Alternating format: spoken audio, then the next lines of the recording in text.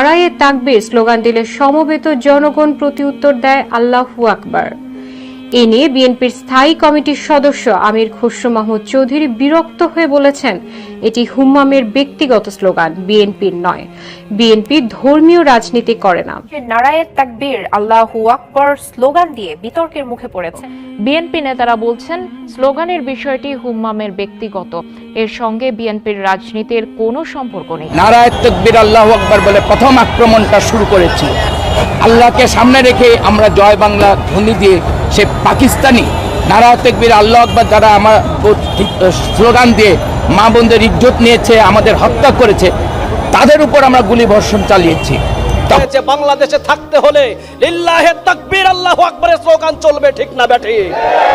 যেই দল করলে আল্লাহর তাকবীরের স্লোগান দেওয়া যায় না, যেই দল করলে আল্লাহর নামে তাকবীর দেওয়া যায় না, এমন দলের মুখে থুতু নিক্ষেপ করে তালাক দিয়ে দল থেকে বের হওয়া দরকার।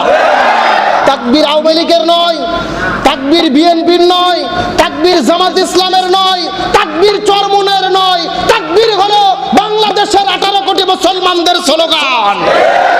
সঙ্গে এই স্লোগানের বিরোধিতা করা মানে আল্লাহর বিরোধিতা করা। অন্তত পক্ষে আর যা হোক একজন মুসলমান কিন্তু আল্লাহ তাআলার বিরোধিতা করতে পারে না, তাই তো আল্লাহু আকবার ধ্বনি তারা